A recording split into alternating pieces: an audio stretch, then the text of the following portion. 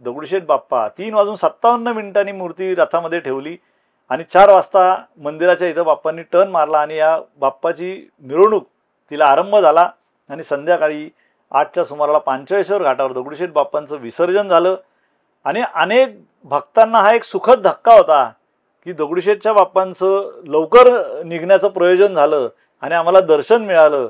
त्याला उमांग मलज असं त्या जन्माचं बाप्पाचं नाव आहे, कारण उमा म्हणजे देवी पार्वती आणि तिच्या मळापासून जन्मलेला, म्हणून उमांग मलज गणपती बाप्पा. असे हे प्रमुख 5 गणेश जन्म साजरे करण्याची पद्धत गाणपत्य संप्रदायामध्ये, म्हणून दगडूशेठ हलवाई बाप्पांच्या मंदिरामध्ये हे 5 गणेश जन्म आपण साजरे करतो.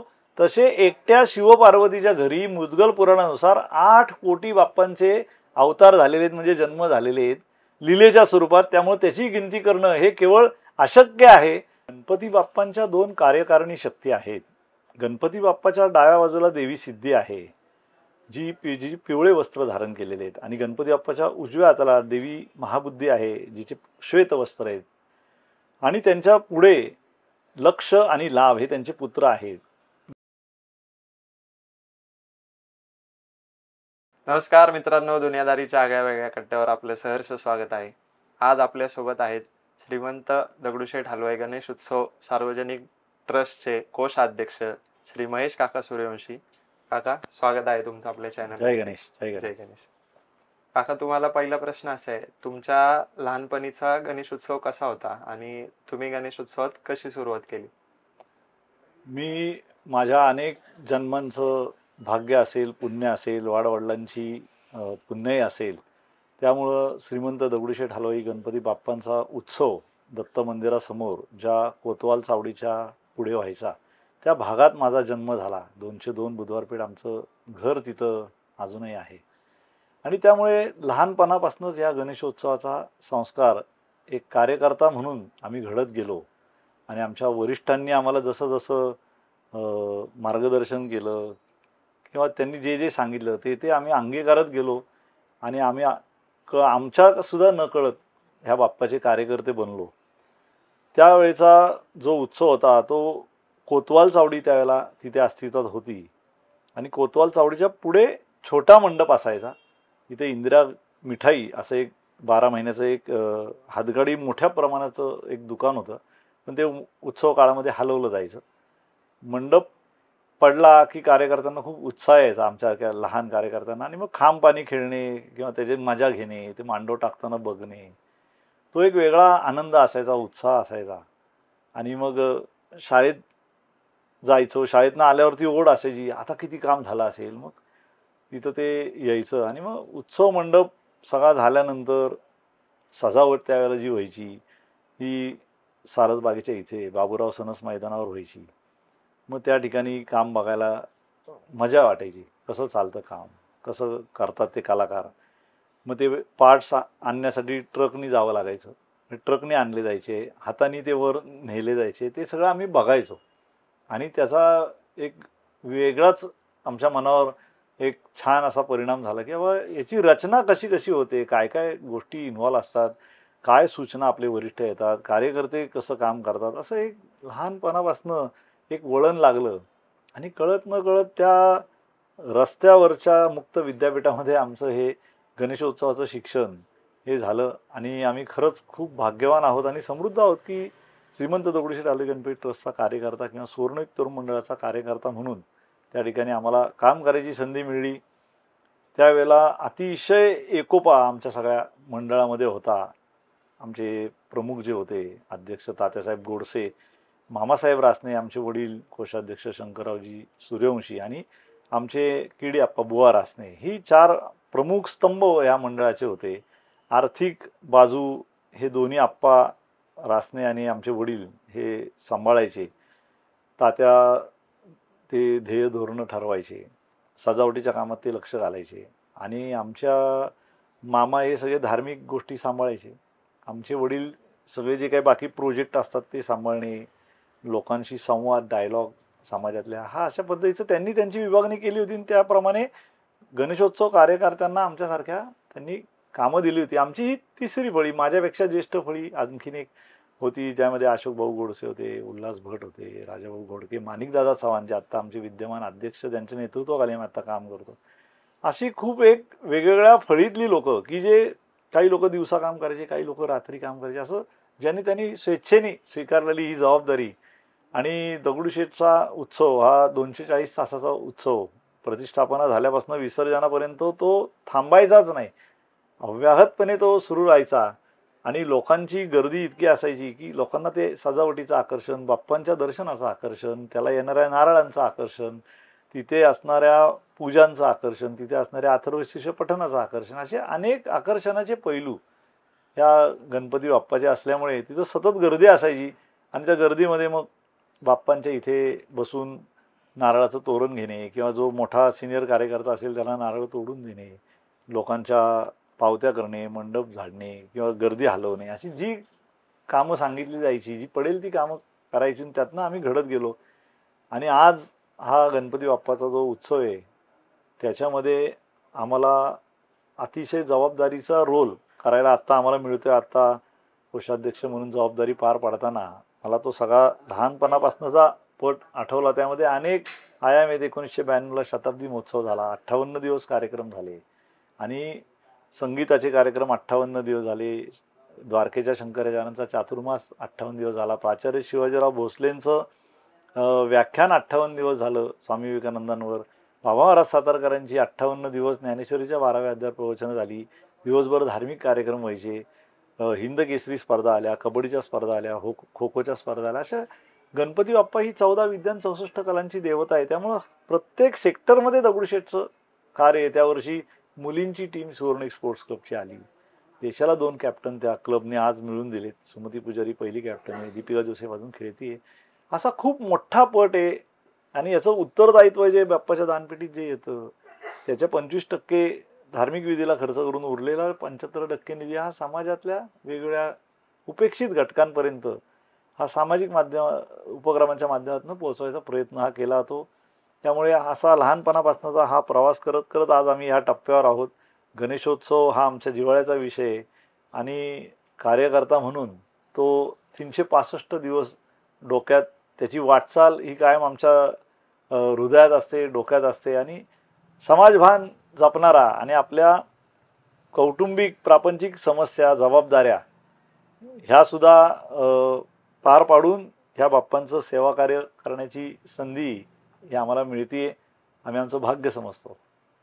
बरोबर काका. जसं तुम्ही आता म्हटले की आपल्याकडे नेहमीच धार्मिक कार्यक्रम जास्ती असतात, तर त्याच धार्मिकतेचं तुम्ही महत्त्व काय सांगाल? आणि आजकाल लोक ह्या गोष्टींवर जास्ती करून विश्वास ठेवत नाहीत, तर आपल्या मंडळात म्हणजे मी पण नेहमी बघितलंय की हे जास्त आपण फॉलो करतो, तर त्याचं महत्त्व आणि लोकांनी पण ते कसं केलं पाहिजे याबद्दल तुम्ही काय सांगू शकाल? ह्या गणपती बाप्पाची स्थापनाच मुळात ह्या गोष्टीशी निगडीत आहे. ह्या गणपती बाप्पाची स्थापना 1893ला झाली. आणि दगडूशेठ हलवाई हे त्यावेळी इथे मिठाईचे व्यापारी होते, जगवादा तालमीचे वस्ताद होते, पुण्याचे शेरीफ होते, नगरशेठ होते. मोठं प्रस्ताव होतं. आणि लोकमान्य टिळकांनी जेव्हा हा उत्सव सार्वजनिक करायचं आवाहन केलं तेव्हा पहिले जे 5-6 गणपती बाप्पा बसले त्याच्यामध्ये दगडूशेठ हा बसला. आणि दगडूशेठ हलवाईंनी लोकमान्य टिळकांच्या हस्ते प्रतिष्ठापना करून ह्या उत्सवाची सुरुवात झाली.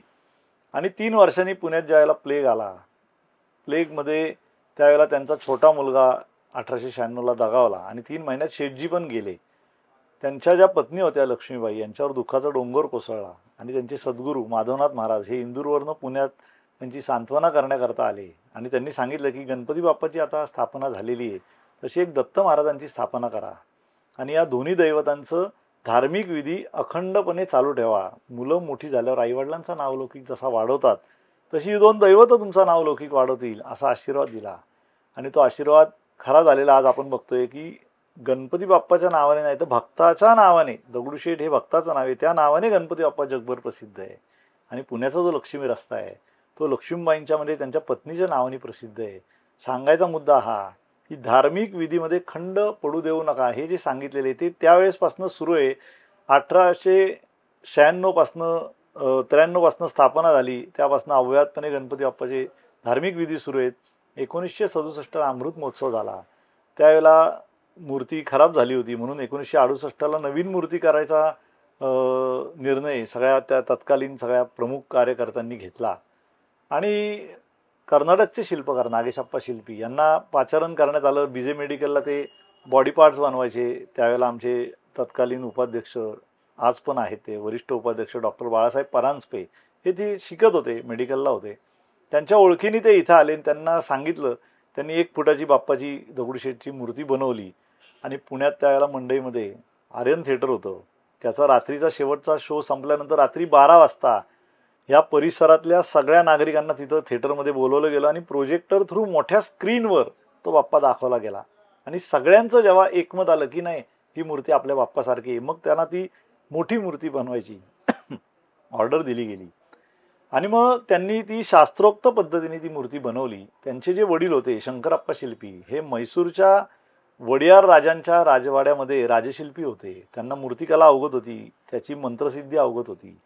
आपल्या पुण्यातल्या मुळा मुठा नदीच्या संगमावर गणेशयंत्र हातात घेऊन ते नागेशप्पा शिल्पींनी सिद्ध केलं आणि गणपती बाप्पाच्या पोटामध्ये हे ठेवण्यात आलं आणि त्यांनी देखील सांगितलं की या गणपती बाप्पाच्या धार्मिक विधीमध्ये कुठेही खंड पडता कामा नये, हा बाप्पा जगात प्रसिद्ध होईल. त्यावेळेसपासनं देखील आधी तो होतेच धार्मिक विधी, पुढे आणखी त्याचा विस्तार होत गेला आणि ही मूर्ती आल्यानंतर ही 3री मूर्ती आहे गणपती बाप्पाची. 1896ला बाप्पाची 2री मूर्ती आली ज्याच्यापासून लोकवर्गणी सुरू झाली. पहिली मूर्ती आज कोंडव्या आपल्या शुक्रवार पेठेत 11 मारुती मंदिरात आजही आपल्याकडे आहे. 133वं वर्ष आहे त्या मूर्तीचं. कोंडव्यामध्ये 1896ला 2री जी मूर्ती आली ती कोंडव्यामध्ये आपल्या वृद्धाश्रमामध्ये आहे, तिथं मंदिरात आहे. आणि आता आपण आपल्या मंदिरामध्ये ज्या बाप्पाचं दर्शन घेतो ती 68 साली नागेशप्पा शिल्पींनी बनवलेली मूर्ती आहे, ज्याच्यामध्ये गणेशयंत्र आहे आणि त्यावेळेसपासून धार्मिक विधीमध्ये आपली वाढ झालेली आहे. त्याचं कारणच ते होतं की जसं सांगितलं गेलं त्याचं आपण प्रामाणिकपणे पालन करत गेलो, पवित्रता त्याचं पावित्र्य आपण जपत गेलो. त्यामुळं गणपती बाप्पाचं गणेश तत्व आतनं त्या मूर्तीतनं पण फुलत गेलं आणि सर्वांच्या मनोकामना पूर्ण करणारा अशी त्याची ख्याती ही भक्तांच्याच अनुभवातनं निर्माण झाली, विस्तारली. त्यामुळे याच्या धार्मिक विधीमध्ये कुठेही खंड आम्ही पडून दिला नाही, किंबहुना त्याचा विस्तार होत गेला. आत्ता जर आपण मंदिरामध्ये बघितलं की गणेशयाग देखील पहिला रस्त्यावर दगडूशेठनीच केला. सामूहिक अथर्व शीर्षपठण शालेय विद्यार्थ्यांच्या माध्यमातून 1968 सालापासून दगडूशेठनीच केलं. आत्ता मंदिरामध्ये गणेशयाग होतात, ब्रह्मणस्पती सुक्त अभिषेक होतो, सत्यविनायक होतात, सहस्त्रावर्तनं होतात, गणेश सुक्त अभिषेक होतो, अतिरुद्र महायज्ञ होतो. वेगवेगळे सारखे धार्मिक विधी हे सुरू असतात कारण त्यातनं त्या गणेश तत्वाची ऊर्जा ही वाढवली जाते. कारण अनेक भक्त येतात, ते मनोकामना बाप्पांना मागतात, बाप्पाही त्या मनोकामना पूर्ण करतात असा त्यांचा अनुभव असतो. शेवटी हे एनर्जी रिफिलिंगचं काम आहे असं आपल्या सायंटिफिक भाषेत आपण बोललो. तर ह्या ज्या काही धार्मिक उपचार आहेत हे तिथली ऊर्जा सकारात्मक वाढवतात. त्या दृष्टिकोनातनं लोकांना तसे अनुभूती येत असते आणि भक्तांचा वाढता ओढा लक्षात घेता या विधीमध्ये खंड न पडता त्याच्यामध्ये वाढच आपण करत आलो आहोत. कारण त्यातनं त्या अनुभवातनं आपण शिकत आलो आहोत आणि बाप्पा पण त्या गोष्टींना आशीर्वाद देत आहेत असा देखील आमचा अनुभव आहे. म्हणून आमचे धार्मिक विधी सातत्याने त्याच्यामध्ये वाढ आपण करतोय. त्या क्षेत्रातले जाणकार जे आपल्याला सुचवत आहेत त्या गोष्टी स्वीकारून आपण त्या अतिशय धार्मिक पद्धतीने सगळी शुचिर्भूतता पाळून करण्याचा प्रयत्न मंदिरामध्ये करतोय. बरोबर काका, जसं आता तुम्ही आपल्या मूर्तीचं महत्व सांगितलं व रचना सांगितली, तसंच आपण आता मंदिरात बघतो की मूर्तीच्या शेजारी दोन्ही बाजूंना 2 लक्ष्म्यांच्या आणि खाली त्यांची 2 बाळ आहे. तर ते कसं स्थापन केले आहे व त्याचं काय महत्व आहे? गाणपत्य संप्रदायानुसार गणपती बाप्पांच्या 2 कार्यकारिणी शक्ती आहेत. गणपती बाप्पाच्या डाव्या बाजूला देवी सिद्धी आहे जी पिवळे वस्त्र धारण केलेले आहेत आणि गणपती बाप्पाच्या उजव्या हाताला देवी महाबुद्धी आहे जिचे श्वेत वस्त्र आहेत आणि त्यांच्या पुढे लक्ष आणि लाभ हे त्यांचे पुत्र आहेत. गणपती बाप्पांच्या मुद्गल पुराणामध्ये ज्या पद्धतीने बाप्पांचं स्वरूप सांगितलेलं आहे, देवी सिद्धी जी आहे ती सकल ऐश्वर्य प्रदान करते आणि सगळ्या विश्वाला मोहवण्याचं काम हे ती करत असते. आणि देवी बुद्धिमाता ही बुद्धी दात्री आहे आणि आपल्याला जो विवेक असतो आपल्या आतला, ते विवेक बुद्धी एक, सुबुद्धी एक, कुबुद्धी आहे, चांगल्या पद्धतीने वापरली तर ती विवेक बुद्धी आपल्याला गणपती बाप्पांच्या चरणांपर्यंत पोहोचवते आणि ती भ्रम उत्पन्न करते. आपण नेहमी म्हणतो एखादा ज्ञानी माणूस बाबा काहीतरी भ्रमिष्ट वागतोय, कारण शेवटी ह्या गणपती बाप्पांच्या दोन कार्यकारिणी शक्ती, एक मोह उत्पन्न करते आणि एक भ्रम उत्पन्न करते, आणि त्यांनी स्वतःचं आवरण या संपूर्ण विश्वावर टाकलेलं आहे. त्यांना भेदल्याशिवाय गणपती बाप्पांच्या चरणापर्यंत तुम्हाला जाता येणार नाहीये. त्यामुळे ती रचना समजून घेण्यासाठी पुढे लक्ष आणि लाभ आहेत. आपलं जर आपल्या कामामध्ये लक्ष असेल तर आपल्याला लाभ होऊ शकतो, हे त्याच्यात दर्शवायचं आहे. कारण बाप्पांपर्यंत पोचण्याची ही रचना आहे आणि याला आपण गणेश परिवार असं म्हणतो. आणि गणपती बाप्पाच्या मंदिरात जर यायचं असेल तर प्रथम दर्शन मंदिराच्या बाहेर हे नग्न भैरवांचं घ्यावं लागतं. हे नग्न भैरव हे गणेशांचे क्षेत्रपाल आहेत. त्यांची आज्ञा घेतल्याशिवाय बाप्पाचं दर्शन घडत नाही. त्यांची आज्ञा घेऊनच बाप्पांचं दर्शन घेण्याचा प्रघात गाणपत्य संप्रदायानुसार आहे. नग्न भैरव हे काय आहेत तर ज्यांचे मायारूपी वस्त्र गळून पडलेले आहेत आणि ज्यांच्या पायाच्या रवाने म्हणजे आवाजाने सर्व देवता देखील भयकंपित होतात, त्यांना नग्न भैरव म्हणतात आणि ते गणपती बाप्पाचे क्षेत्रपाल आहेत. त्यामुळं प्रथम वंदन त्यांना आहे. त्यांची अनुज्ञा घेतल्यानंतर बाप्पांचं दर्शन घेण्याची पद्धत ही गाणपत्य संप्रदायानुसार आहे. ही रचना दर्शवण्यासाठी श्रीमंत दगडूशेठ हलवाई गणपती बाप्पांच्या मंदिरामध्ये बाप्पांच्या चांदीची बाप्पांची जी मूर्ती आहे त्याच्या दोन्ही अंगाला आपण देवी सिद्धिमाता, देवी बुद्धिमाता, श्रीलक्ष आणि श्रीलाभ यांच्या मूर्तींची प्रतिष्ठापना केली आहे, जेणेकरून ती रचना लोकांना समजावी आणि गणेश भक्ती वृद्धिंगत व्हावी, ही त्यामागची अशी भूमिका आहे. तुमचा गणेश पुराणावर पण भरपूर अभ्यास आहे असं मी ऐकलं होतं.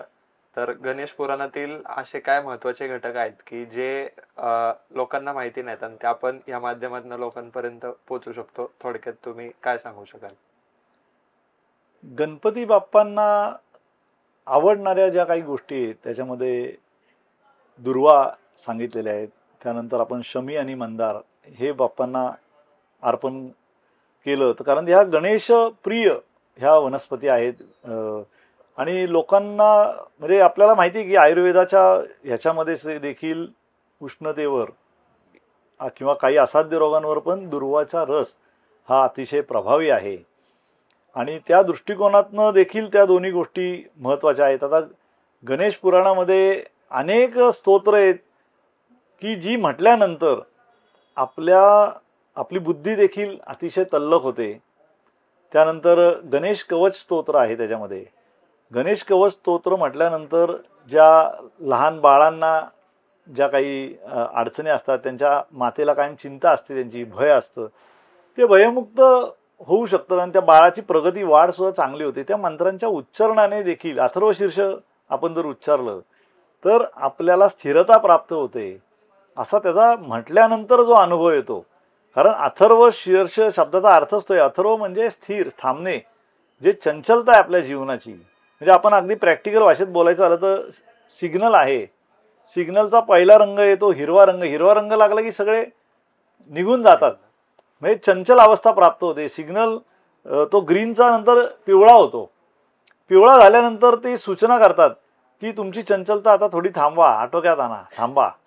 आणि जो लाल रंग लागल्यानंतर ते थांबण्याचं आपल्याला इंडिकेशन असतं आणि तो लाल रंग हा गणपती बाप्पांचा आवडता रंग आहे.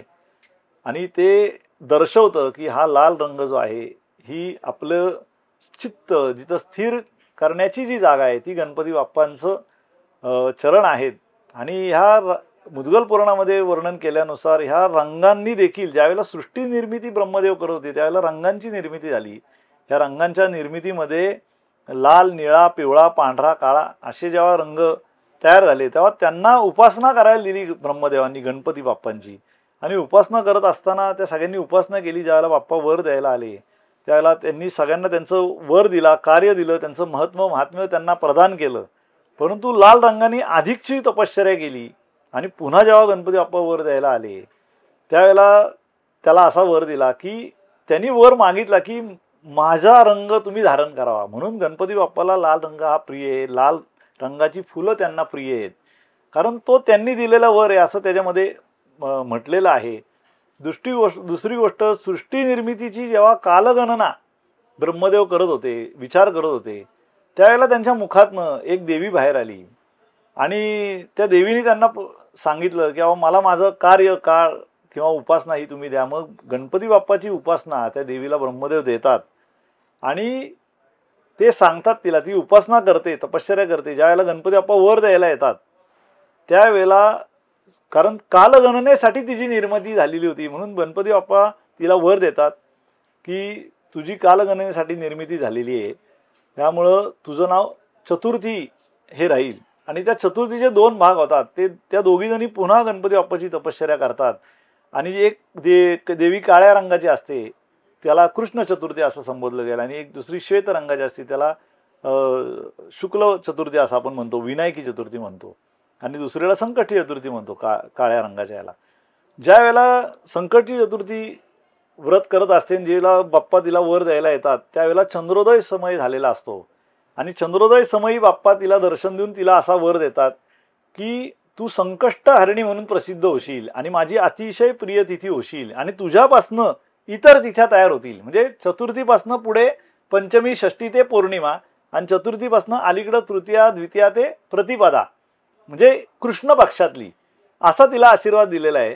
आणि दुसरी जी शुक्ल पक्षातली चतुर्थी आहे, विनायकी जिला आपण म्हणतो, वरदा चतुर्थी जिला म्हणतो, तिला माध्यान्ह समयी बाप्पांनी दर्शन दिलं आणि वर दिला की तू माझी सर्वात अतिशय, तू देखील प्रिय तिथी होशील. जेवढे गणेश जन्म झालेत त्यातले सर्वाधिक गणेश जन्म हे विनायकी चतुर्थीला बाप्पांचे झालेत, कारण ती वरदा चतुर्थीला म्हणतात, म्हणजे ती मोक्षापर्यंत पोचवते आणि तिच्यापासनं पण पंचमी, षष्ठी ते पौर्णिमा आणि मागे तृतीया, द्वितीया, प्रतिपदा असं शुक्ल पक्षातल्या तिथी अलॉट केल्या गेल्या. चतुर्थी ही पूर्णत्वाची तिथी आहे. चतुर्थी केली तर इतर तिथी केल्यांचं फळ मिळतं असं मुद्गल पुराणात वर्णन आहे. चतुर्थी तिथी न करता जर इतर आपण व्रतवैकल्य केली त्याचं फळ मिळत नाही असं त्यात मेन्शन केलेलं आहे.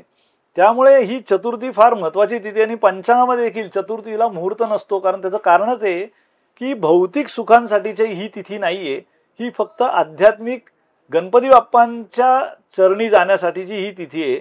म्हणून गणपती बाप्पांना अतिशय प्रिय अशी ही चतुर्थ्या, दोन्ही चतुर्थ्या आहेत आणि गणेश भक्त अतिशय भक्तिभावाने ह्या चतुर्थीचं व्रत करतात आणि त्यांना बाप्पांच्या भक्तीचा, त्यांच्या आशीर्वादाचा अनुभव येतो. असंच काका, गणेश जन्मांचे पण जसं तुम्ही चतुर्थीचं सांगितलं की चतुर्थीचं महत्व, तसंच गणेश जन्माचं पण काय महत्व आहे आणि ते कशा प्रकारे आपण फॉलो केलं पाहिजे? आपली ओळख सगळे गणपती उत्सवाचे कार्यकर्ते म्हणून आहेत आणि श्रीमंत दगडूशेठ हलवाई गणपती बाप्पांच्या मंदिरामध्ये गाणपत्य संप्रदायानुसार गणपती बाप्पांचे आपण 5 गणेश जन्म साजरे करतो. आपल्या सगळ्यांना आत्ताचा भाद्रपद महिन्यातला जो गणेश उत्सव आहे, ती गणेश चतुर्थी आहे, तो मयुरेश्वर अवतार आहे बाप्पांचा आणि तो माध्यान्ह समयी विनायकी चतुर्थी या दिवशी आहे.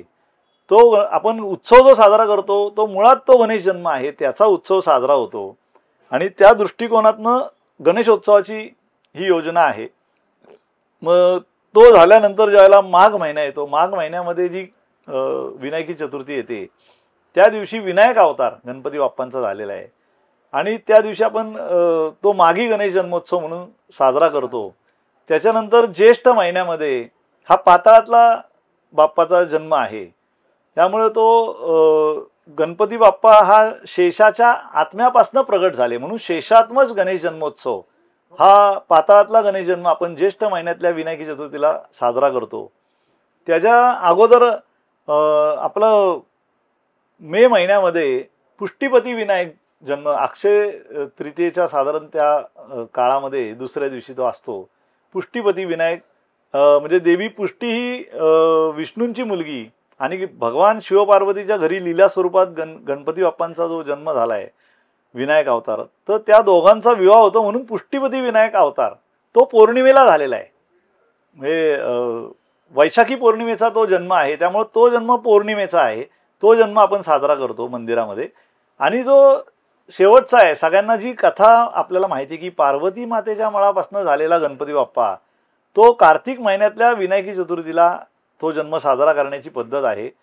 त्याला उमांग मलज असं त्या जन्माचं बाप्पाचं नाव आहे, कारण उमा म्हणजे देवी पार्वती आणि तिच्या मळापासून जन्मलेला म्हणून उमांग मलज गणपती बाप्पा असे हे प्रमुख 5 गणेश जन्म साजरे करण्याची पद्धत गाणपत्य संप्रदायामध्ये, म्हणून दगडूशेठ हलवाई बाप्पांच्या मंदिरामध्ये हे 5 गणेश जन्म आपण साजरे करतो.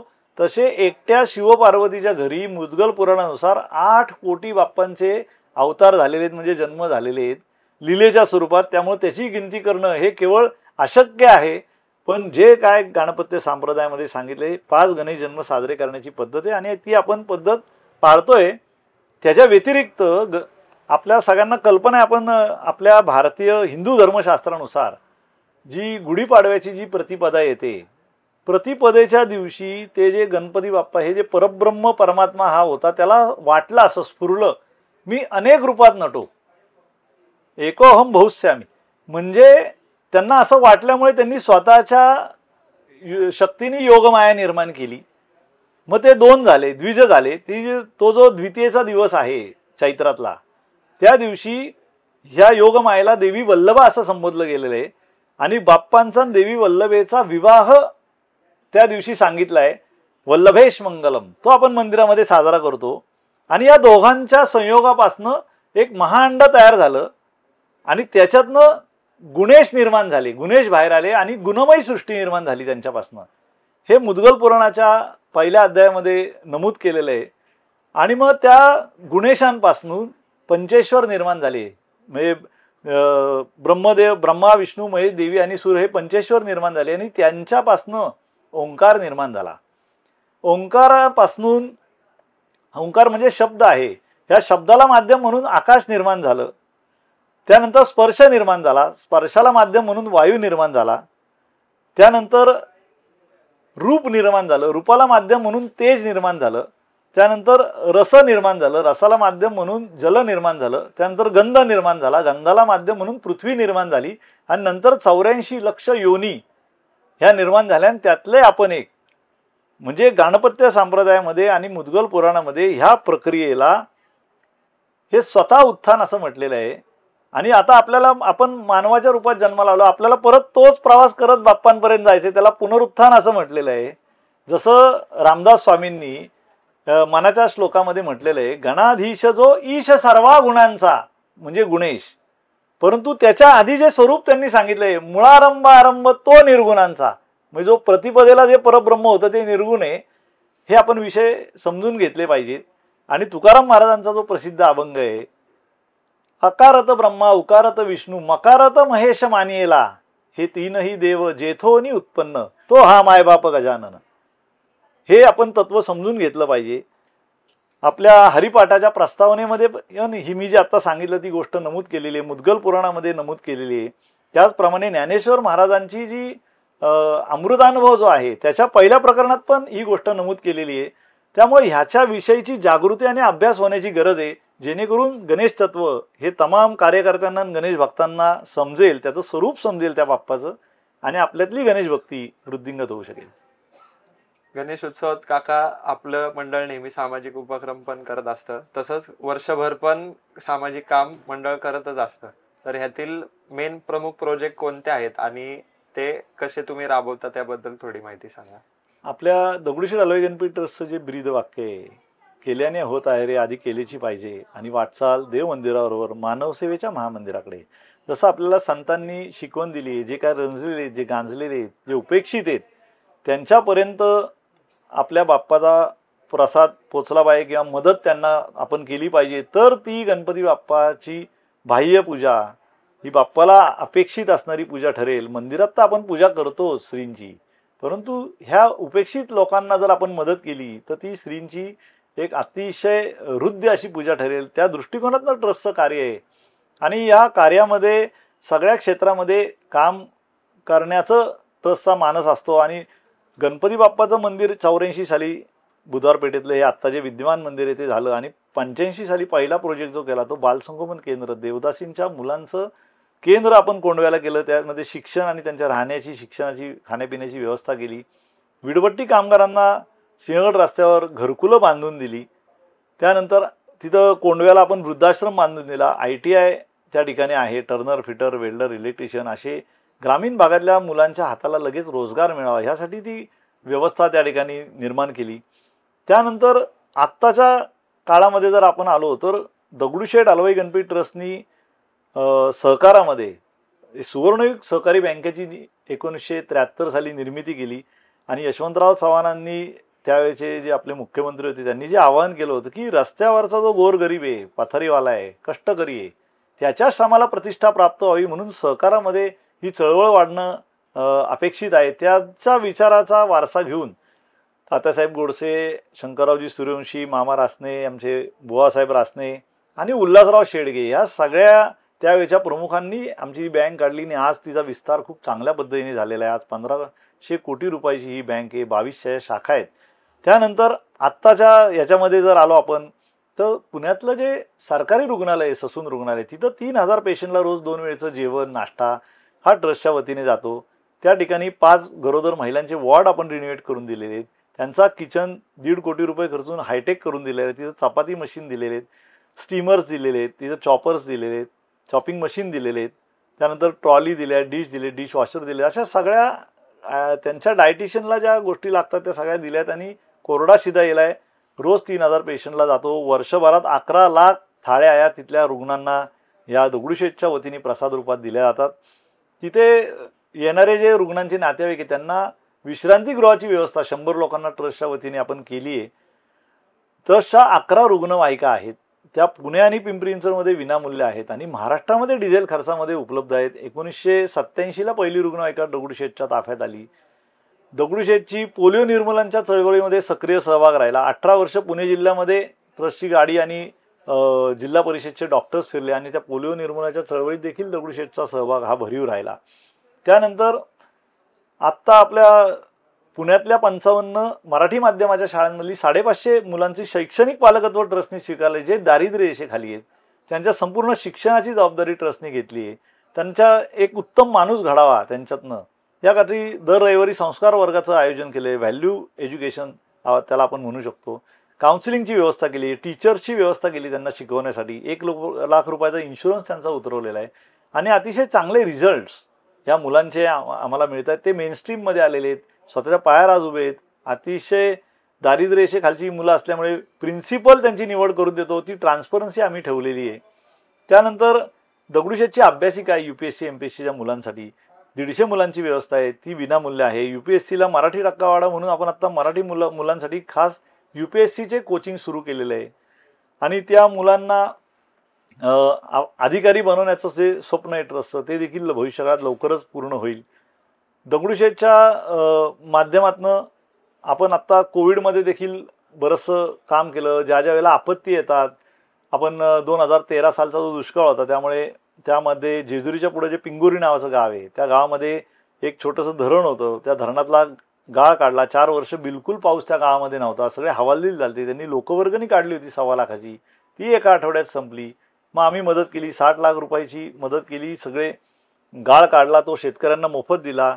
तिथे 51 कोटी लिटर पाणी साठण्याची क्षमता निर्माण झाली आणि आश्चर्य असं की त्या वर्षीच्या गणपती उत्सवात गणपती बसायच्या दिवशी जो पाऊस सुरू झाला तो विसर्जनाला दगडूशेठच्या बाप्पांचं 45 घाटावर पुण्यात विसर्जन झालं आणि त्या लोकांचा फोन आला पिंगोरीच्या की आमचा तलाव डॅम पूर्ण भरलेला आहे, सांडव्यावरनं पाणी वाहत आहे. आम्ही ज्यावेळेला तिथं बघायला गेलो त्यावेळेला तिथं असंख्य जनावरं ही त्या पाणी पित होती आणि बाप्पांनी केवळ त्या मुक्या जनावरांसाठी देखील ही खूप मोठी कृपा केली असं आम्हाला जाणवलं.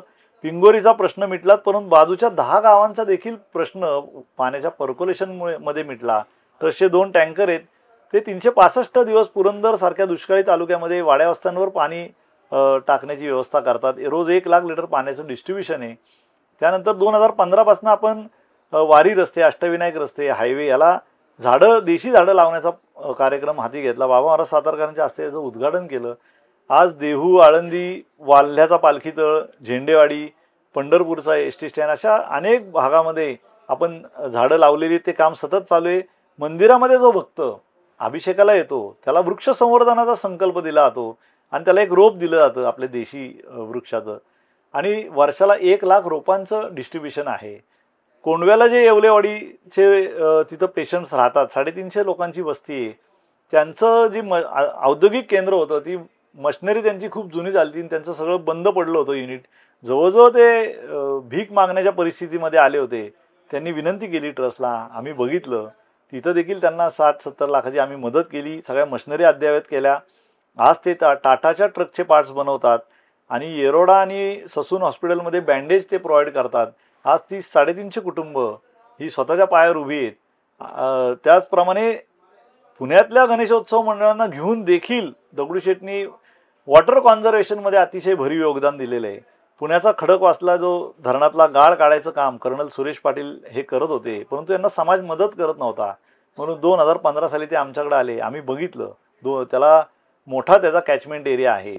त्यामुळे म्हणलं हे एकट्याचं काम नाही. आम्ही सगळ्या मंडळांची मिटिंग आयोजित केली आणि सगळ्या मंडळांनी उदंड प्रतिसाद दिला. 350 गणपती मंडळं आली.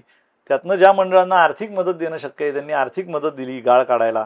ज्यांना ते शक्य नाही त्यांनी श्रम दिले, कारण पुन्हा धरणाच्या कॅचमेंटमध्ये माती येऊ नये म्हणून तिथं झाडांची मोठी ट्रेंच आम्ही लावली.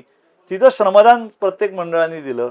ज्यांना ते शक्य नव्हतं त्यांनी आपल्या भागात जनजागृतीचा बोर्ड लावला आणि या सगळ्याचा एकत्रित परिणाम पुणे शहराला 1 महिन्याचा जास्तीचा पाणीसाठा उपलब्ध झाला आणि सेंट्रल गव्हर्नमेंटनी हा प्रोजेक्ट पायलट प्रोजेक्ट म्हणून स्वीकारला आणि देशातल्या सगळ्या धरणातला गाळ काढायचं काम आत्ता सुरू आहे. ही एक वेगळ्या प्रकारची जलक्रांती झाली आणि सगळ्या गणपती मंडळाच्या कार्यकर्त्यांनी गणपती बाप्पाच्या आशीर्वादाने ही केली. अशा पद्धतीने दगडूशेठ हलवाई गणपती बाप्पांच्या सामाजिक योगदान जे आहे ते मानवसेवेच्या महामंदिराकडे ही जी वाटचाल सुरू आहे त्या वाटचालीमध्ये आपल्याला त्या माणसामधला गणपती बाप्पा बघायची दृष्टी यावी, ह्या दृष्टिकोनातनं आमचे सगळे कार्यकर्ते काम करतात आणि बाप्पा या सगळ्या कार्यांना आशीर्वाद देत असतात. कार्यकर्त्यांचा आता तुम्ही जसं म्हणताय तर आत्ताचे सद्य परिस्थितीनुसार कार्यकर्ते गणेशोत्सवाकडे येत नाहीयेत किंवा म्हणजे आपण म्हणतोय की कार्यकर्ते संपत चाललेत, तर तुम्ही ह्या नवीन येणाऱ्या युवा पिढीला काय सांगू इच्छिता की जेणेकरून ही युवा पिढी गणेशोत्सवाकडे किंवा अशा सामाजिक उपक्रमांकडे वळू शकेल? अगोदरच्या काळामध्ये हे शहर छोटं होतं आणि लोकांच्या गरजाही कमी होत्या आणि लोक एकोप्याने राहायला प्रिफर करायचे. म्हणजे अगोदर वाड्यामध्ये मालक आपल्याला भाडेकरू कोणीतरी असावा अशा दृष्टिकोनातला होता. परंतु आता जीवन गतिमान झालेलं आहे आणि जग फार जवळ आलंय. त्याच्यामुळे प्रत्येक जण धावपळीच्या युगामध्ये आहे आत्ता आणि आत्ता तर डिजिटल युग आहे, मोबाईलचं युग आहे. पण तरी देखील गणेशोत्सवामध्ये भाविकांची जी संख्या आहे ती वाढतीये. लोकांना त्यातलं काहीतरी निश्चितपणे आवडतंय म्हणून लोक येत आहेत आणि त्यामुळे कार्यकर्तेही आहेत. फक्त कार्यकर्ता जो नवीन आत्ताचा येतोय त्याला त्याच्या भाषेमध्ये आपल्याला काम देण्याची गरज आहे. तो डिजिटल कार्यकर्ता आहे. आज अंग झटून वर्गणी काढणारा कार्यकर्ता राहिलेला नाहीये. पण आता प्रायोजकत्वाच्या माध्यमातनं किंवा भिशीच्या माध्यमातनं किंवा मंडळ काही जे व्यावसायिक काही उपक्रम राबवतो त्या माध्यमातनं गणेशोत्सवाला अपेक्षित निधी हे ते गोळा करत असतात आणि ही सतत बदल हे घडत असतात. गणेशोत्सवात 133 वर्ष का टिकून येतं? या गणेशोत्सवाने अनेक बदल हे स्वीकारलेले आहेत आणि ते बदल स्वीकारल्यामुळं तो एवढे वर्ष टिकून आहे. ह्याच्यामध्ये जी तरुणाई आहे, आज आपण गणेशोत्सवात कार्यकर्त्यांची जरी वर्गणी मागणारे कार्यकर्ते कमी झाले तरी उत्सवात 10 दिवस सुट्ट्या काढून येणारे कार्यकर्ते आज देखील आहेत. बाहेर देशात गेलेले कार्यकर्तेही 10 दिवसात बाप्पाच्या दर्शनाला आवर्जून येतात. त्यामुळे कुठेही उत्सव कमी झालेला नाहीये. उलट वेगवेगळ्या पद्धतीची मांडणी सजावटीच्या रूपातनं हे कार्यकर्ते करतायत, रोषणाईच्या रूपातनं करतायत, काही वैज्ञानिक देखावे करतायत, काही जिवंत देखावे. जे काही सामाजिक प्रश्न आहे आज त्याचं स्वरूप कुठेही कमी झालेलं मला दिसत नाही. स्वरूप बदलतंय पण तो बदल आपण स्वीकारला पाहिजे. याच्यामध्ये ढोल ताशाच्या माध्यमातून सगळी तरुणाई याच्यामध्ये जास्तीत जास्त सहभागी झालेली. या तरुणाईला चांगली दिशा देण्याचं, चांगलं मार्गदर्शन करण्याची आवश्यकता आहे. कारण आपल्या देशाचं सांस्कृतिक वैभव म्हणजे हा गणेशोत्सव आहे. आपल्याला कुठेही जरी देशाचं सांगायचं झालं तर गणेशोत्सवाचा उल्लेख होतो, त्यातल्या परंपरांचा उल्लेख होतो. सामूहिक अथर्वशीर्ष महिलांचा या गणेशोत्सवात अतिशय तो या उत्सवाच्या सामाजिक सांस्कृतिक कार्यक्रमांचा मेरुमनी ठरलेला आहे. दगडूशेठ बाप्पांच्या समोर ज्या 31,000 भगिनी येतात अथर्वशीर्ष म्हणायला पहाटे 6 वाजता, ह्या स्वेच्छेने आलेल्या असतात. हा उत्साह कुठेही कमी नाहीये. कार्यकर्ते कमी झाले कारण त्यांच्यावर जबाबदाऱ्या वाढल्या. आता पुणे शहरापुरतं नोकरी व्यवसाय राहिलेला नाही. आता नोकरीनिमित्त तुम्हाला बाहेर जायला लागतं, व्यवसायानिमित्त जायला लागतं. त्यामुळं हे बदलतं स्वरूप जे शहराचं झालेलं आहे, आपल्या प्रापंचिक व्यवस्थेचं झालेलं आहे, त्यामुळे आपल्याला ते बदल वाटतात. परंतु तरी देखील उत्सव चालू आहे, तो कुठं बंद नाही पडलेला आहे. उलट तमाम जगातल्या लोकांचा आकर्षणाचा तो केंद्रबिंदू ठरलेला आहे पुण्यातला उत्सव. त्यामुळे हा उत्सव ग्लोबल झालेला आहे. तो करण्याची गरज नाही, तो झालेला आहे. आणि कार्यकर्त्यांचं कार्य देखील त्याला अनुषंगाने आपल्या जगामध्ये सर्वाधिक सेवा कार्य कोण करत असेल तर ते आपले सगळे गणेशोत्सवाचे कार्यकर्ते, आपले भारतीय सगळे जी देवस्थान आहेत त्यांच्या वतीने सर्वाधिक सेवा कार्य केलं जातं. परंतु आपली संस्कृती जे सांगते ह्या हाताचं या हाताला कळू नये, त्यामुळं आपल्याकडं त्याची जाहिरात करण्याची पद्धत नाही. परंतु आता समाजाची ती गरज आहे. कारण दगडूशेठच्या वतीने जर आम्ही आरोग्य क्षेत्रामध्ये 185 हॉस्पिटलचा आपला टाईप आहे. कुठलाही रुग्ण असला, कसलीही आर्थिक मदत गोरगरीब रुग्णाला वाटली तर दगडूशेठच्या इथं आल्यावर ती मदत होते. हा त्याचा अनुभव आहे. हे एकमेकाचं काम एकमेकाला कळावं आणि त्यातनं समाजाला त्याचा लाभ व्हावा. संवेदनशीलता ही कोविडच्या काळात फक्त सार्वजनिक गणेश मंडळाच्या कार्यकर्त्यांनी रस्त्यावर उतरून जपलेली आहे. आपण 100 मंडळांचं एक विघ्नहर्ता कार्यकर्ता हे कॉफी टेबल बुक देखील तयार केलेलं आहे. संवेदनशीलता समाजात जर टिकवायची असेल तर गणेशोत्सवाच्या कार्यकर्त्याला बळ द्यावंच लागेल. तो जर चुकत असेल तर त्या चुका त्याला एकट्यात सांगाव्या लागतील. त्यात तो निश्चितपणे करेक्शन करेल. पण जे तो चांगलं करतोय त्याच्या पाठीवर हात ठेवून त्याच्या कार्याची, त्याच्या शाबासकीची व्याप्ती देखील समाजाला वाढवायला लागेल. नाहीतर मग अराजकतेकडे वेगाने वाटचाल आपली होईल. त्याच्यामध्ये माझ्या मनात अजिबात शंका नाही. परंतु गणपती बाप्पा हा सुखकर्ता आहे, हा विघ्नहर्ता आहे. त्यामुळे तो ह्या असं काही होऊन देणार नाही. गणपती उत्सवाच्या कार्यकर्त्याला तो बळच देतो आणि त्या बळाच्या जीवावर आज पुण्यातला गणेशोत्सव बघायला जगातनं लोक येतात आणि हा भारतातल्या सांस्कृतिक ठेव्याचा मेरुमणी झालेला आहे. असं ठरलं तर वागवं ठरणार नाही. काका, शेवटचा प्रश्न घेतो. आपल्या नेहमी गणपती विसर्जन जी मिरवणूक असते ती बऱ्याच वर्षांपासून रात्रीची असायची किंवा खूप उशीर व्हायचा त्या गोष्टींना. तर मागच्याच वर्षीपासून आपल्या मंडळाने जो बदल केलाय, गणपती मिरवणूक आपली लवकर निघते, तर हा बदल कसा करण्यात आलाय व त्याच्या मागचं कसं प्रयोजन करण्यात आले? गणेशोत्सवाची जी रचना झालेली आहे ती समाज प्रबोधनासाठी लोकमान्य टिळकांनी केलेली आहे. आणि ह्या उत्सव हा लोकांकरता आहे, भक्तांच्या भावना जपण्याकरता आहे. उत्सवाच्या व्यवस्थेमध्ये गणेशोत्सवाची परंपरा ही आपण जपतच आलेलो आहे. परंतु दगडूशेठचा गणपती बाप्पाच्या दर्शनाला लोक खूप ताटकळत असतात आणि त्यांना ताटकळत ठेवण्यामध्ये अतिशय गंभीर परिस्थिती निर्माण होऊ शकते. हा अनुभव आम्हाला 2022 सालच्या रात्री आला. त्याचं झालं असं की दगडूशेठचा बाप्पा हा अखिल मंडई मंडळाच्या मागे निघण्याची ही परंपरा होती.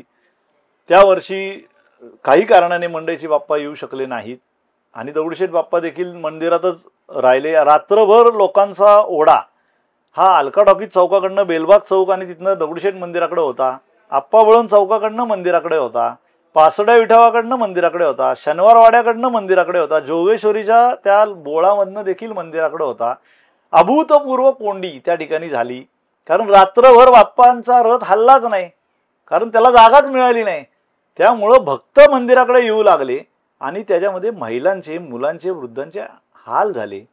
त्यांना आम्ही बरंचसं मंदिराचे आमचे दरवाजे उघडून आत घेतलं. त्यावेळेला ॲडिशनल कमिशनर साहेब जे डहाळे साहेब होते ते देखील हातबल झाले आणि सगळ्या भक्तांचा हिरमोड झाला. आपल्या लाडक्या बाप्पांचं आपण दर्शन घेऊ शकलं नाही. सकाळी 8 वाजता दगडूशेठ बाप्पा बेलबाग चौकात आला आणि तिथेच भक्तांच्या नाराजीचा परमोच्च बिंदू ठरला आणि कार्यकर्त्यांनी तिथनंच मनात, त्यांच्या सगळ्यांच्या कार्यकर्त्यांच्या मनात ही भावना निर्माण झाली की अरे यात बदल करणं गरजेचं आहे. शेवटी लोकभावनेचा आदर हाच सर्वोच्च असला पाहिजे. हा उत्सव लोकांकरता आहे, त्याच्या भक्तांकरता आहे. शेवटी बाप्पांनी ती बुद्धी दिली की अरे मला भेटण्यासाठी हे माझे भक्त येत आहेत, ताटकळत आहेत, त्यांना त्रास होत आहे, त्यापेक्षा मलाच लवकर काढा म्हणजे माझ्या भक्तांना सुलभ दर्शन होईल. आम्ही लाईव्ह दर्शन, मिरवणूक अख्खी लाईव्ह करतो. आम्ही जगभरातला माणूस ती बघतो. आणि दुपारी 4ची वेळ का निवडली तर 10:30 वाजता लोकमान्य टिळकांपासनं त्यांना अभिवादन करून जी मानाच्या गणपतींची मिरवणूक सुरू होते ती 5 गणपती बाप्पा गेल्यानंतर त्यांच्या मागे हा महानगरपालिकेच्या सेवकांचा, कामाईनी आणि त्वष्टा कासार असे जे 3 बाप्पा जातात. नंतर रोषणाईचे गणपती यायला संध्याकाळी 6:30-7 वाजतात आणि मधल्या गॅपमध्ये फारशी कुठली मंडळ जायला उत्सुक नसतात. ती वेळ आम्ही निवडली 4 वाजताची आणि 4 वाजता मागच्या वर्षी दगडूशेठ बाप्पा 3:57 मूर्ती रथामध्ये ठेवली आणि 4 वाजता मंदिराच्या इथं बाप्पांनी टर्न मारला आणि या बाप्पाची मिरवणूक तिला आरंभ झाला आणि संध्याकाळी 8च्या सुमाराला पांचळेश्वर घाटावर दगडूशेठ बाप्पांचं विसर्जन झालं. आणि अनेक भक्तांना हा एक सुखद धक्का होता की दगडूशेठच्या बाप्पांचं लवकर निघण्याचं प्रयोजन झालं आणि आम्हाला दर्शन मिळालं. लोकभावना ह्या आमच्यासाठी सर्वोच्च आहेत आणि गणेशोत्सवाची परंपरा ही कायम राहिली पाहिजे. सगळ्या मंडळांनी आम्हाला सहकार्य केलं, माध्यमांनी केलं, सगळ्या भक्तांनी केलं, पुणेकरांनी केलं. कारण हा उत्सवाची मिरवणूक जो विषय आहे हा आपल्याला त्याच्यामध्ये थोडी शिस्त आणि नियोजन आणण्याची गरज आहे. त्या दृष्टीने दगडूशेठनी टाकलेलं हे पहिलं पाऊल आहे आणि लोकांनी त्याचा स्वीकार केलेला आहे. त्यामुळे ह्या वर्षी देखील या वर्षीपासून पुढे देखील दगडूशेठचा बाप्पा हा दुपारी 4 वाजता मुख्य मिरवणुकीमध्ये सहभागी होईल आणि बाप्पांचं विसर्जन देखील हे साधारण 7:30-8 वाजता कसं होईल हा आमचा कटाक्ष असेल. जेणेकरून आपल्या हिंदू धर्मशास्त्रानुसार पौर्णिमेच्या अगोदर विसर्जन मिरवणूक संपली पाहिजे. त्या दृष्टिकोनातनं उचललेलं हे पाऊल आहे आणि गणपती बाप्पा सगळ्यांना बुद्धी देव आणि पोलीस प्रशासनाच्या सहकार्याने, मंडळांच्या सहकार्याने सगळ्या पुणेकरांना ह्या मिरवणुकीचा बघण्याचा आनंद घेता येऊ. कुठलीही त्याच्यावर टीका न करता ज्या ज्या आपल्या काही कमतरता आहेत त्या सर्वांनी आत्मपरीक्षण करून त्या दूर कराव्यात आणि पुणेकरांना ललामभूत ठरेल अशी ती विसर्जन मिरवणूक वैभवशाली ठरावी. पुण्याचं नाव लौकिक त्यातनं वाढावा आणि गणपती बाप्पांचे आशीर्वाद आपल्या सगळ्यांना मिळावे याकरता आम्ही केलेली ते एक प्रयोजन होतं आणि यावर्षी देखील ते कायम राहील. नक्कीच काका, मी तुमचे खरंच मनापासून धन्यवाद मानतो. तुमच्याकडनं आम्हाला खूप भरपूर अशी माहिती मिळाली जी लोकांना पण माहिती नाही, मला पण माहिती नव्हती. तर मित्रांनो, आपण बघितलं की दगडूशेठ गणपतीचं महात्म्य, ट्रस्टची केलेली कामं ही आपण सर्वांनी माहिती कशी वाटली व्हिडिओमध्ये कमेंट करून नक्की सांगा.